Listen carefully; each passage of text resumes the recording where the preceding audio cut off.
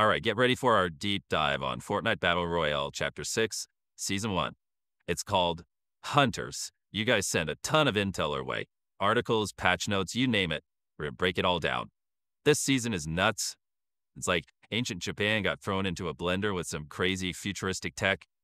Oh, and there's a rumor going around about a certain giant lizard, but we'll get to that later. It's wild, right? The way they've mashed these things together, just picture it. Tranquil cherry blossom groves right next to neon skyscrapers, ancient shrines a stone's throw from a bustling seaport. Okay, you've got my attention. Take me a picture of this new landscape. What are the hot spots, the places to be? Well, imagine you're at Warrior's Watch. It's this traditional Japanese fortress perched on top of a mountain. You've got a commanding view of the whole battlefield. Or maybe you're more into stealth.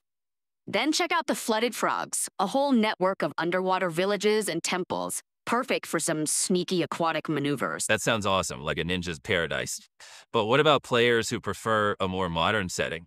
For them, there's Seaport City, a vibrant hub with towering buildings, tight alleyways, perfect for close quarters combat. And just across the shining span, this futuristic bridge connecting the city to the mainland. You'll find Canyon Crossing. It's a chill little village nestled among these massive cliffs, a good place to catch your breath before the next fight. You mentioned something about whispers of the supernatural. Yeah, this island's not just about pretty scenery. It's steeped in ancient magic. Like, take the Magic Mosses. It's this overgrown sanctuary filled with mysterious obelisks, hidden treasures guarded by spirits, they say. And then there's the Night Shift Forest, always shrouded in this eerie twilight. The air's buzzing with unseen energy. I'm getting chills just thinking about it. I'm ready to gear up and face whatever this island throws at me. What kind of firepower are we talking about? Oh, get ready for a shakeup. Hitscan is back, which is huge especially for longtime Fortnite players. It's like, think of it like a laser pointer. You aim, you shoot, the bullet hits instantly wherever you're aiming. So if you've got your sights on target, it's a guaranteed hit. You got it. It makes aiming so much more intuitive. It rewards those quick reflexes and precise aim. A real throwback to classic shooter games. I bet the sharpshooters are loving that. Yeah, but what about players who prefer a more explosive approach? Don't worry, there's something for everyone. This season brings a whole arsenal of futuristic weapons. We're talking about the Hollow Twister Assault Rifle. It's got a built-in hollow scope for mid-range. Then there's the Fury Assault Rifle, rapid fire, and the Veiled Precision SMG. That's a silent killer if I've ever seen one. Whoa. Okay, slow down. Let's focus on shotguns for a second. Any standouts there? Oh, for sure. They've got something for every play style. If you're old school, there's the Sentinel Pump, reliable, packs a punch. But if you're more aggressive, the Twin Fire Auto Shotgun is your best friend. Rapid burst of 2 shots. But watch out for that reload time, make those shots count. It sounds intense. And then there's the Oni shotgun, right? What's so special about that one? The Oni shotgun is all about precision. 2 shells, that's it. So every shot matters. It's great at range, rewards those headshots. Like a sniper rifle in disguise. Okay, that's terrifyingly efficient. But let's not forget about close quarters combat. What about this Typhoon Blade everyone's talking about? Oh, the Typhoon Blade, that's a beast. It's not just for slashing and dashing. The epic version, you find it in chests and blade stands. It gives you a speed boost and a super jump attack. You'll be closing the gap on enemies in a flash. So it's not just brute force, it's speed and agility too. Exactly. Completely changes how you fight up close. Lightning fast attacks, strategic maneuvers. You can even demolish structures with it. Now I'm picturing the highlight reels. But what about the Mythic version? What makes it even better? Oh, the Mythic Typhoon Blade. That's the ultimate prize. You get it from Shogun X, one of the toughest bosses on the island. We'll talk about him later, but trust me, it's worth the fight. You've got me hooked. We'll definitely circle back to Shogun X. But before we do, you mentioned something about expertise quests. What are those all about? They're a great addition for players who really want to master their weapons. Think of it as a personalized training program. You get specific challenges like deal a certain amount of damage with a weapon, or get eliminations with headshots. So it's not just about racking up kills, it's about honing your skills. Exactly. And as you complete them, you can actually buy legendary versions of those weapons from certain characters around the map. So the more you train, the better your gear gets. I love that. It's a great way to encourage players to branch out, experiment with different weapons. You might discover a hidden talent for a weapon you never thought you'd like. Okay, let's talk about the island's mystical side for a bit. What's the deal with these Oni masks and boons? Imagine you find a mysterious shrine. You offer up this magical creature, and bam, you get a powerful buff. That's the idea behind boons in Chapter 6. But first, you gotta find those magical creatures, and that's where the Oni masks come in. I'm listening. Take it down. Oni masks are dropped by these lesser demons scattered around the island. There's two main types, Fire Oni mask and Void Oni mask. Fire Oni mask, that gives you homing fire projectiles, like a pocket flamethrower with infinite ammo. That's pretty cool. But you said there's a Void Oni mask too, right? What does that one do? That's where things get really interesting. It lets you teleport. Imagine you're pinned down by enemy fire, then poof, you're gone. Repositioned to a higher vantage point, ready to turn the tables. Wait, teleport? That's a game changer. How does it actually work? You basically shoot a portal with the mask, and wherever it lands, you teleport there instantly. Flanking, escaping, messing with your opponent's minds. It's got it all. Okay, I need to get my hands on one of those stat. But you mentioned boons earlier too. How do those tie into this whole magic system? Boons are temporary buffs. You can get a few ways. You can revitalize sprite shrines by offering them sprites. Those are these adorable little creatures that represent the island's magic. Each sprite type gives you a different boon. You can also find boons in chests or as rewards for beating bosses. So it's like a treasure hunt for power-ups. You got it. And these boons are no joke. The fire boon gives you faster reload speed, unleash a barrage of bullets without missing a beat. And the void boon, that reveals nearby enemies after you eliminate someone. So you basically know where everyone is. That's like having a sixth sense. What other boons are there? There's the wind boon. That gives you a speed boost while your pickaxe is equipped. Great for harvesting resources or making a quick escape. And then there's the water boon. It regenerates your health and shields while swimming. You're practically invincible in the water. Okay, I'm seeing the strategic possibilities here. It's not just about firepower. It's about combining these boons and masks for the ultimate advantage. Exactly. It adds a whole new layer to the gameplay, encourages strategic thinking and adapting to different situations. Welcome back to the deep dive. Last time we laid the groundwork. But now it's time to dig a little deeper, into the tactics and strategies, the stuff that'll give you an edge. Let's do it. I'm ready for the nitty-gritty. We talked about those boss battles. Shogun X and Night Rose, right? Any pro tips for taking those guys down? Oh, yeah. When it comes to Shogun X, imagine a giant samurai warlord. Ton of health, teleports everywhere, brute force ain't gonna cut it, patience, strategy, that's what you need. So hit and run. You got it. Learn his teleportation patterns. Use the environment to your advantage. Those pillars in the demon arena, they're not just for show. They're your shield against his Oni projectiles. Break his line of sight, reposition, wear him down. Don't get greedy. Chip away at his health. Got it. Any other tricks? Mobility is key. Remember those new movement mechanics? Wall kicks, ledge jumps, use them. And if you've got that Void Oni mask, teleport. Create distance. Keep him guessing. Keep him off balance. Love it. Now, what about Night Rose? She seemed a bit more ghostly. Night Rose, that's a different beast altogether. It's not just her, it's the spirit henchmen too. Fast, aggressive, they swarm you. So crowd control is key. Absolutely. Area of effect, weapons and abilities, shockwave grenades, rockets, anything to thin them out. Then you can focus on Night Rose. Divide and conquer, smart. But when you finally face her one-on-one, what's the play? She's all about deception, surprise attacks. You gotta be ready. Listen for those audio cues if you hear that spectral whoosh dodge. She's about to attack from another dimension. Oh, here's a fun tip. If you can disarm her henchmen, their katanas are pretty effective against her. Turn her own forces against her. Nice. Okay, beyond the bosses. You mentioned some other hidden encounters. The Great Turtle and the Demon Warrior. Well, it's exactly what it sounds like. A giant turtle roams around the island, changes location every match. So like a treasure hunt. What kind of treasure are we talking? Well, first of all, it's got a launch pad on its head. Think of it like a mobile jump tower, instant repositioning, high ground, you name it. A portable launch pad, that's awesome. Anything else? Oh, there's more. It's got a shrine on its back. I grant you a powerful boon if you're lucky. But watch out, it's guarded. This isn't some random loot goblin. This guy means business. High risk, high reward. I like it. Now, what about the Demon Warrior? What's their deal? The Demon Warrior is another elusive character, pops up at random spots on the map, emerges from a portal with his henchmen, ready to fight. Not as intense as Shogun X or Night Rose, but still a challenge. What's in it for me if I take him down? Guaranteed Void Oni mask. Imagine getting that teleportation power right off the bat. That'd be huge. Plus, they drop at least one high-level weapon, usually purple or gold. Great way to gear up early. They're going on my hit list for sure. We've talked about weapons, abilities, all that. But let's go back to those expertise quests for a second. They seem like a game changer for those who want to, really master their arsenal. Oh, they are. They make you use weapons in different ways, really understand their strengths and weaknesses. It's not just about kills, it's about completing specific challenges. Give me an example. What kind of challenge? Let's say you're working on the Sentinel pump shotgun, right?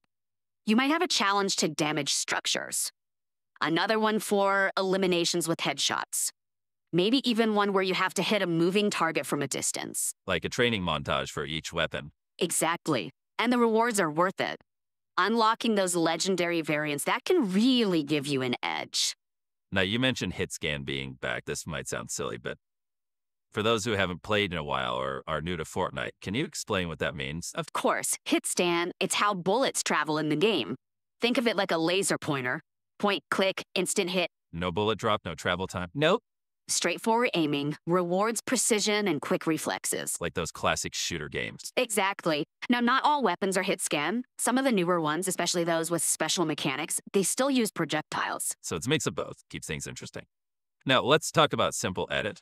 I've heard a lot of buzz about this. It's a game changer, especially for those who struggle with building, which is a crucial part of Fortnite, but can be really tough for newcomers. So how does it work? Break it down for me. Before, if you wanted to edit a build, you had to select specific tiles to make the shape you wanted. It was fiddly, time-consuming, easy to mess up in a fight. Oh yeah, I've been there. Trying to edit under pressure, not fun. But with simple edit, you don't have to worry about individual tiles anymore. You aim at the part you want to edit, and the game just does it for you. It's like the game is reading your mind. Pretty much. Makes building faster, more fluid, more accessible for everyone. It's going to be a huge relief for new players. Yeah, it could be intimidating when everyone else is building crazy structures. For sure. Simple edit levels the playing field. Now, we talked about vehicles earlier. You mentioned the Void Burn. Sounds like a sweet ride. Oh, it is. All about speed and style. Sleek, futuristic sports car. Handles like a dream. Imagine cruising through Seaport City in that thing. I can see it now. Perfect for the urban environment. Exactly. Yeah. It's not the toughest vehicle, but it's great for quick escapes, flanking, Yeah, and looking good while you dominate. A statement car as much as a tactical one. What about the Rogue bike? It's back from Chapter 4, right? Yep, the Rogue bike is a classic. But it's got speed, stunts, can handle any terrain. Not as fast as the Void Burn on roads. But off-road, it's king. Cliffs, forests, no problems. So for players who like to explore, get off the beaten path. Absolutely. And don't forget the stunts, wheelies, drifts, spins, jumps. It's a blast to ride. Stylish and functional, I like it. Now, back to the mystical stuff. Sprite shrines and boons. How do those work again? Sprite shrines, they're like ancient altars scattered around the map. You offer them sprites to get a boon. Right, those adorable little magic creatures. So it's like a trade. Exactly. Different sprites for different boons. Like an air sprite gives you the air boon, which boosts your speed while your pickaxe is equipped. So you can pick boons based on your playstyle. Yep. Speed demon, air sprites. Need protection in the water. Water sprites. Like a treasure hunt for power-ups. What other boons are there? We talked about fire boon for reload speed and void boon to reveal enemies. There's also the earth boon.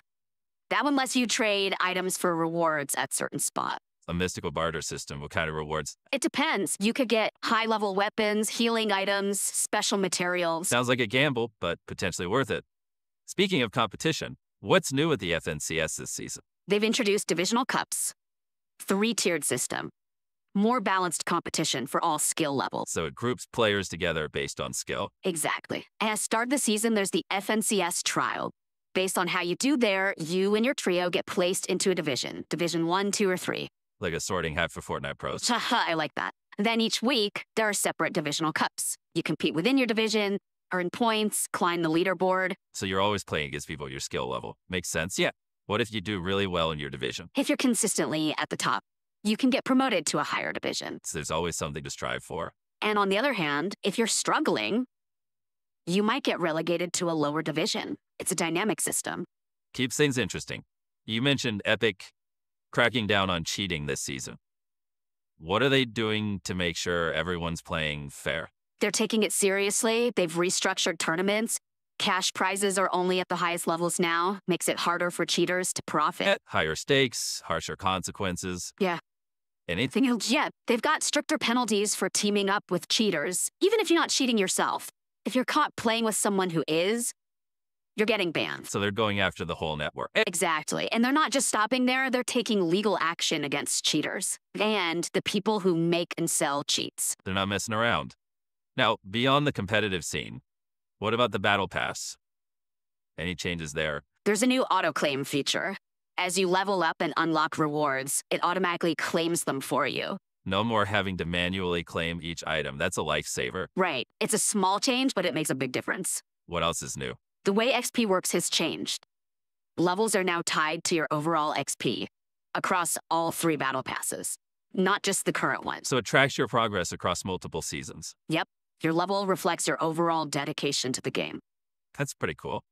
Now, one last thing before we move on. This whole blend of ancient Japan and futuristic tech, where did that come from? Fortnite's always been creative with their world building. This season, they've drawn inspiration from Japanese folklore, mythology, pop culture, all that, mixed it with futuristic tech. It's like stepping into an anime or manga. Samurai with high-tech weapons. Exactly. And it's not just about the look. The whole story of demon hunters fighting ancient evils, it adds a whole other layer. Gives this season a purpose. Right. And the mystical elements, too. The Oni masks, the boons, the sprite shrines. It all adds to the feeling of this world. It's a cool mix of familiar and fantastical. That's what I love about Fortnite. Me too. It's always evolving, pushing boundaries but never losing sight of its roots. Well said.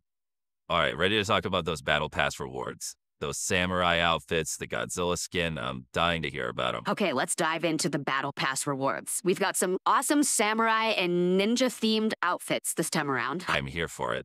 Yeah. Deets, what makes them stand out? Well, we've got Nyanja. She's your instant unlock when you buy the Battle Pass. Her design is like a mix of Japanese folklore and modern streetwear. She's got these cute little twin tails.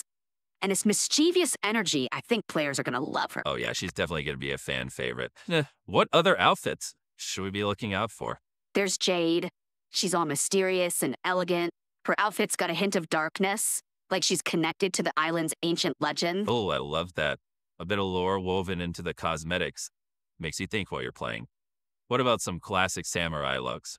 We've got Kendo. He's the quintessential wandering Ronin. Flowing robe, intricate armor, stoic expression. He just screams, honorable warrior. He looks ready to take on anything.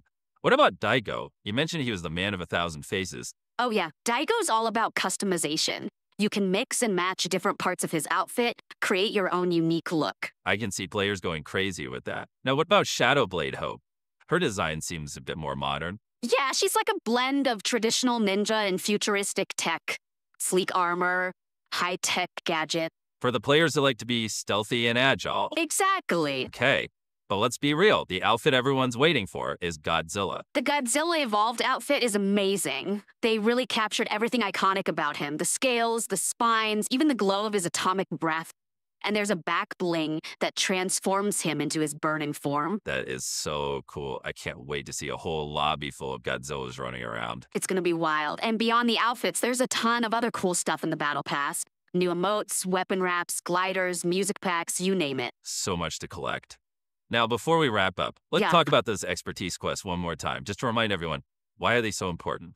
Expertise quests are how you unlock legendary weapons. You gotta complete specific objectives. Deal damage, headshots, get eliminations in certain ways. So you're not just mindlessly grinding for kills? No, you're learning the weapons, mastering them. It's like a training program. And those legendary variants are powerful. They'll give you a real edge. So if you want to be a true Ronin in Chapter 6, make sure you're doing those expertise quests. This season is all about pushing your limits, experimenting with new strategies. It's a great mix of classic Fortnite and fresh ideas. The return of hit scan weapons, the new movement mechanics, the magical elements. And the boss battles, the hidden encounters, Godzilla. It's clear the developers really went all out. They did a fantastic job. It's what keeps Fortnite fresh and exciting. It's always evolving, always something new to discover. Well, I think that about covers it. Hopefully this deep dive has given you everything you need to conquer Chapter 6, Season 1. Go out there, embrace the chaos, master your weapons, and may the boons be with you. Happy hunting!